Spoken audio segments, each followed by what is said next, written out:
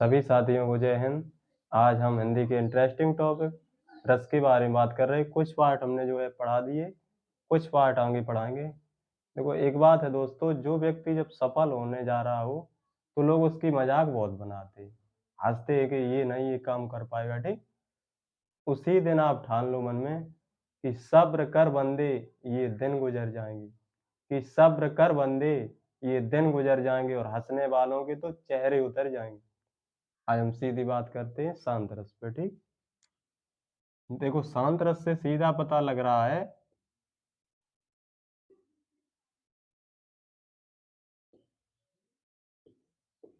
शांत रस।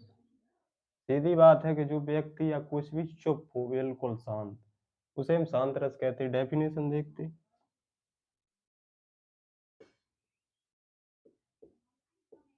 सबसे पहले देखते हैं इसकी परिभाषा। जिसे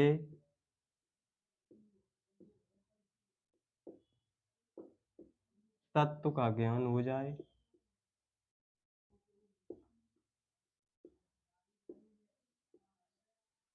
और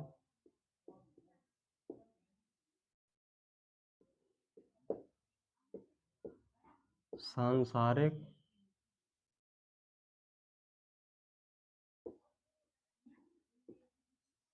सांसारिक भोग विलासों से मुक्त हो,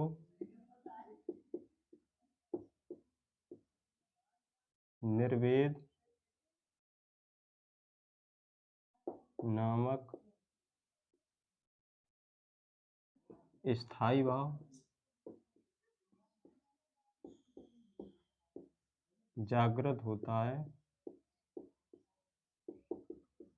उसे हम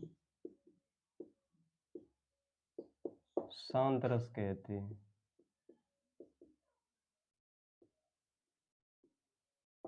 ठीक है दोस्तों, जिसे तत्व का ज्ञान हो जाए, सांसारिक भोग विलासों से मुक्त, निर्वेद नामक स्थायी भाव जागृत होता है, उसे हम शांत रस कहते हैं। ठीक, स्थायी भाव। ठीक, इसके बाद देखते हैं इसका उदाहरण।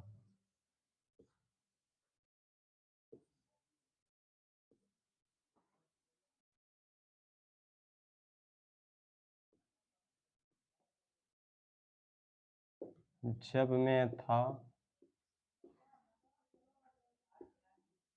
तब हरि नहीं,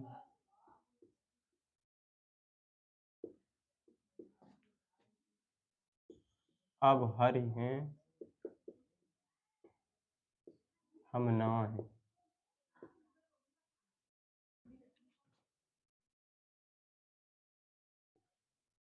सब अंधियारा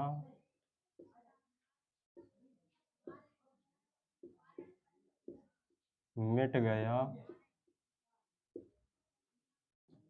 जब देखिया दीपक मां।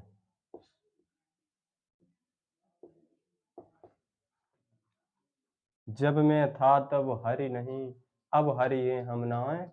सब अंधियारा मिट गया जब देखिया दीपक ना है। यानी कि कबीरदास जी कहते इस दुआ में, उदाहरण में, कि जब हरि थे तब मैं नहीं। यानी कि जब हमारे पास हरि थे तब मुझे मैं को मतलब अहंकार हो गया था। ठीक, और अब जब ज्ञान रूपी प्रकाश मेरे पास उजाला आया है तो मैं जो है धन्य हो गया। ठीक, उसके आगे देखते हैं अद्भुत रस।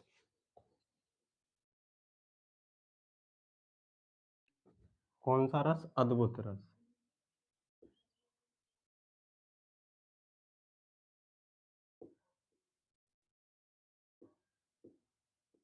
सबसे पहले इसकी देखते परिभाषा।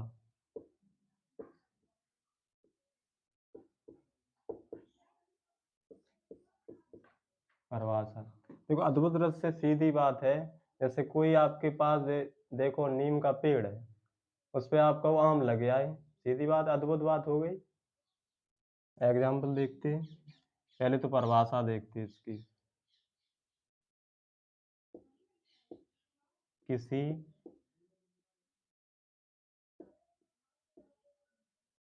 आश्चर्यजनक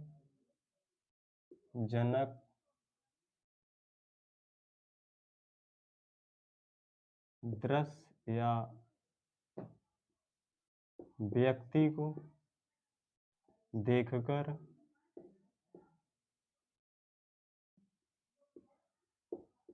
हमारे हृदय में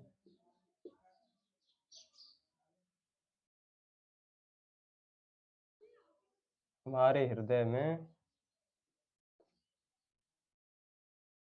हमारे हृदय में जो विस्मय नामक स्थायी भाव जागृत होता है उसे हम अद्भुत रस कहते हैं।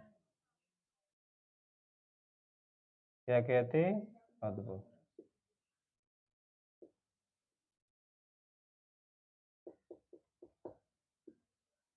ठीक है, इसके बाद देखते हैं इसका उदाहरण।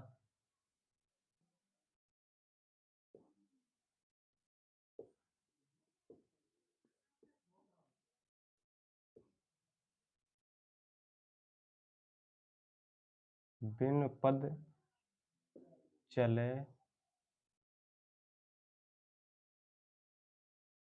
सुनाए बिन काना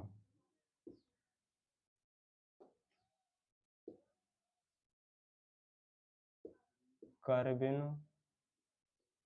करम करे विध नाना।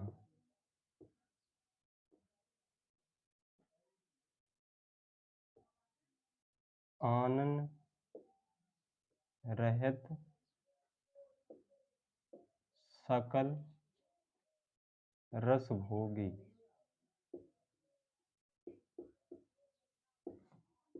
बिन बिन वाणी बक्ता बड़ जोगी। देखो दोस्तों, उदाहरण समझना।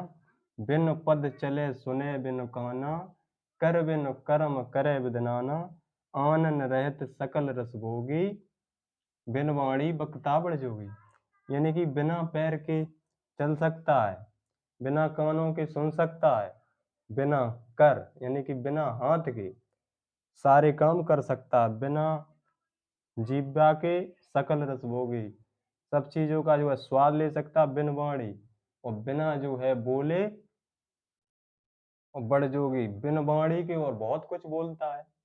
ठीक, बात समझ में आई? अद्भुत रस। ठीक, इसके बाद देखते होंगे।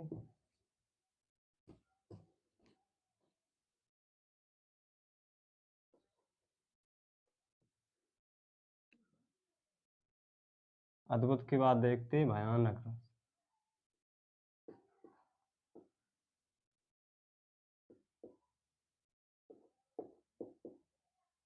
भयानक रस, सबसे पहले इसको समझते भयानक रस। इसका स्थायी भाव होता है भय। हमारे अंदर जो भय उत्पन्न होता है, जैसे अभी दीपावली का टाइम चल रहा है, कुछ बच्चे क्या करते, पटाखा लिया और उसको जगाया और फेंक दिया। वो थोड़ी देर मिस हो जाता है, चलता नहीं है। उस समय हमारे अंदर एक भय उत्पन्न होता है, उसी को तो हम भय रस कहते। जैसे भयानक रस कहते। ठीक, जैसे लंका की तो सेना उधर, जैसे हनुमान आए थे लंका में। पहले सबसे पहले परिभाषा देखते।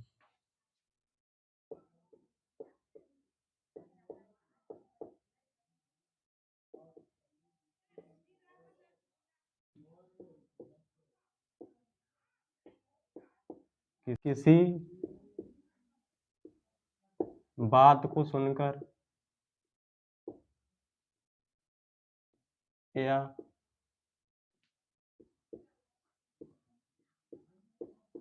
किसी वस्तु को देखकर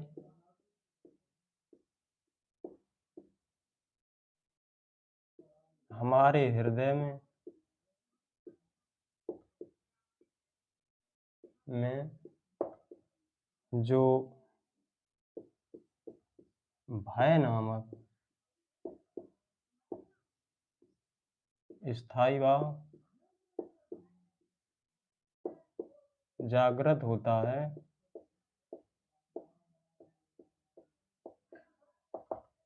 उसे हम भयानक रस कहते हैं।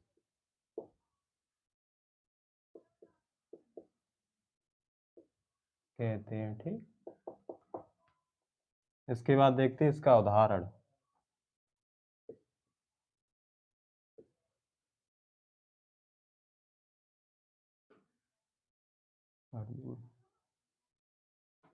इसको जो है उदाहरण को देखते हैं, यहाँ पर नहीं बनेगा, दोबारा देखते हैं।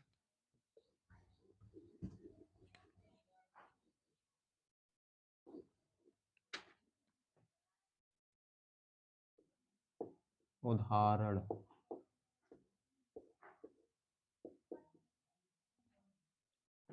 इसका उदाहरण देखते हैं।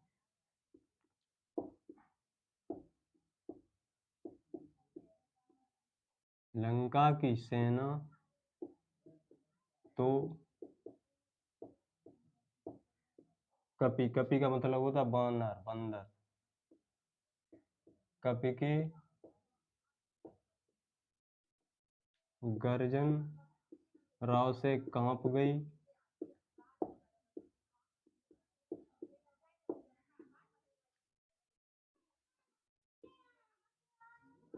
हनुमान के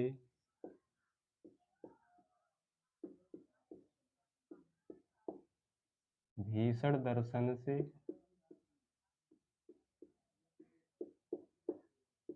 विनाश ही भाप गई। उस कंपित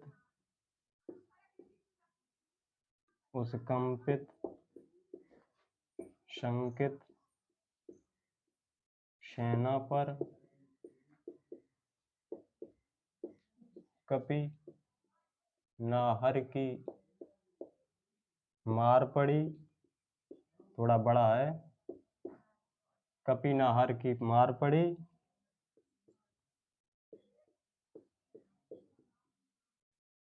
त्राहि त्राहि, त्राहि त्राहि शिव, त्राहि त्राहि चारों ओर पुकार पड़ी।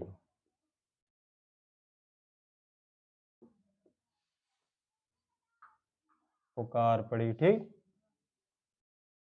लंका की सेना तो कपि के गर्जन राव से कांप गई, हनुमान के भीषण दर्शन से विनाश ही भाप गई।